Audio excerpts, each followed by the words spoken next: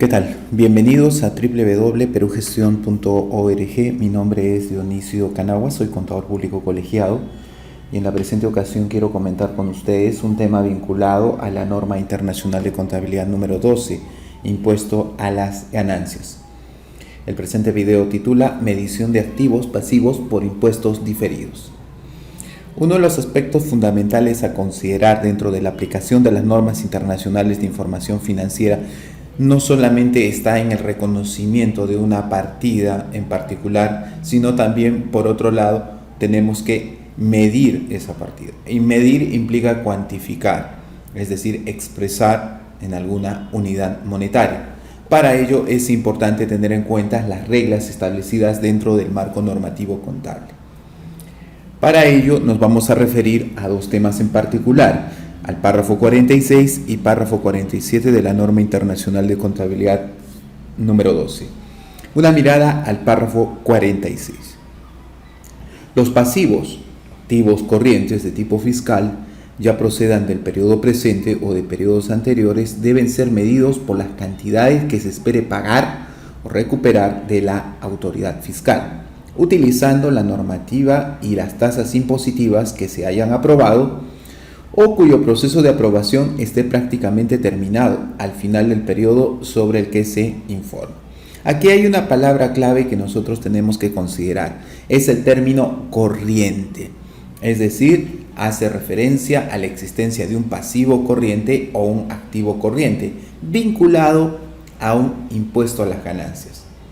Para medir un pasivo corriente debo de considerar una tasa impositiva. En este caso, de acuerdo a la legislación tributaria en particular. Hablamos ahí que cuando tenemos un marco normativo tributario y nos señala una tasa específica como es común, ese importe de esa alícuota es la tasa nominal. Esta tasa nominal nos sirve para determinar un impuesto corriente, pero se vuelve efectiva cuando nosotros queremos analizar el concepto desde la perspectiva del gasto o ingreso por impuesto a la renta. ¿Y cuál es la diferencia entre el corriente y el gasto o ingreso por impuesto a la renta? Que hay un componente adicional a considerar, que es el tema de lo diferido. Pero en este momento, tal como vemos el párrafo 46, hace referencia a la determinación de un pasivo corriente de tipo fiscal. Es decir, cómo yo llego a determinar el impuesto a la renta del periodo. Para ello consideramos, por ejemplo, en el caso peruano, la aplicación del artículo 55 del texto único ordenado de la ley del impuesto a la renta, que señala lo siguiente: el impuesto a cargo de los perceptores de rentas de tercera categoría domiciliadas en el país se determinará aplicando sobre su renta neta las tasas siguientes. Observe que aquí en el Perú nosotros tenemos una suerte de disminución progresiva de la tasa a lo largo de diferentes ejercicios. Para el ejercicio 2015 y 2016 nosotros aplicamos una tasa del 28%, del 2017 y 18 el 27%, del 2019 en adelante una tasa del 26%. Observe el caso. Vamos a determinar el impuesto a la renta corriente para el año 2016. ¿Cómo determinamos un pasivo corriente? Un pasivo corriente va a ser consecuencia de la aplicación de una tasa nominal del impuesto a la renta. Como podemos observar aquí, la utilidad contable va a ser ajustada por conceptos que no son aceptables desde el punto de vista tributario. Así tenemos unos reparos vinculados a multas, excesos de gasto de representación y costo de ventas y ventas por la aplicación del artículo 63, inciso A, el método lo percibido para empresas constructoras.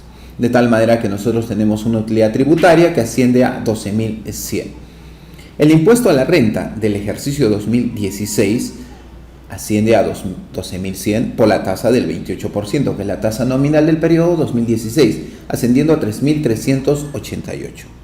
Pero lo que hemos obtenido aquí es el pasivo corriente, es el importe que nosotros vamos a mostrar dentro del estado de situación financiera anual, 3.388. Lógicamente que en el camino puede haber unas compensaciones por la aplicación de créditos en la declaración anual, pero hasta aquí nosotros tenemos ese pasivo corriente que asciende a 3.388.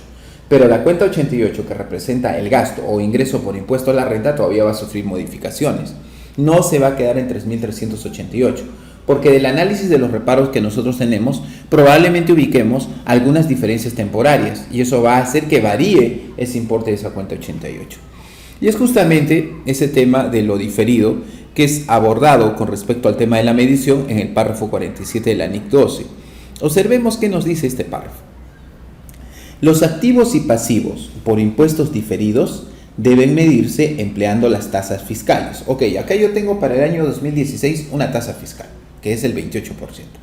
Pero aquí nos dice, para el caso de los diferidos, tasa fiscal, pero tasa fiscal que se espera sean de aplicación en el periodo en el que el activo se realice o el pasivo se concede.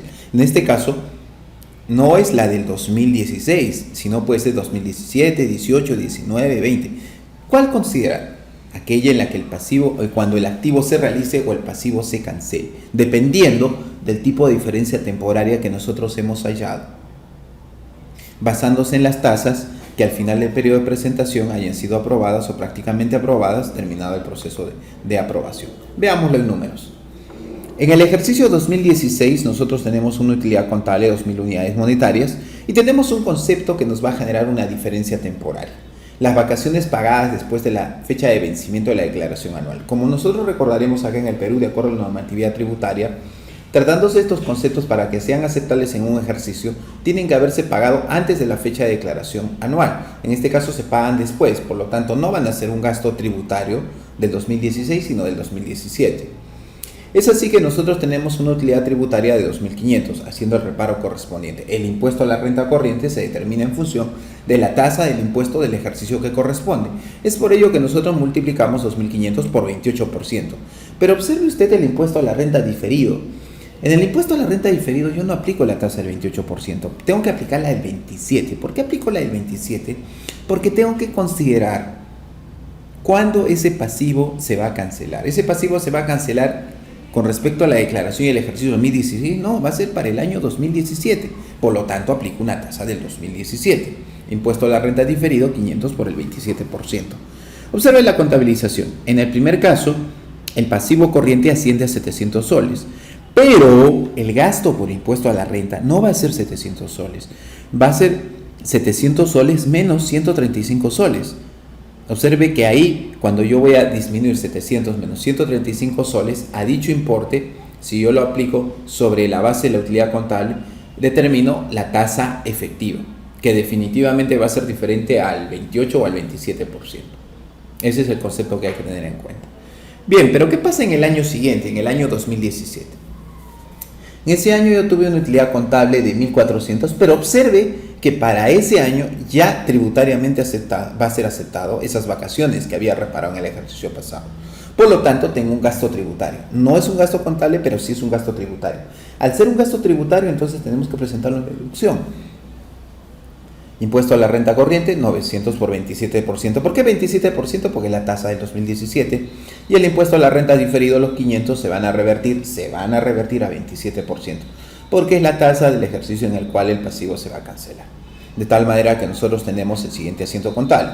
Cargamos a la 881 con abono a la 4017 por 243 y hacemos el asiento de reversión 882 a la 3712. Observe usted que acá estamos revirtiendo 135.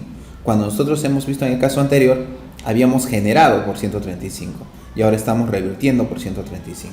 Entonces es importante señalar que cuando se trate de impuestos diferidos vinculados a activos y pasivos, tiene que aplicarse la tasa no del ejercicio, sino la tasa del activo o del pasivo, en el ejercicio en el cual el activo se realiza o el pasivo se cancela.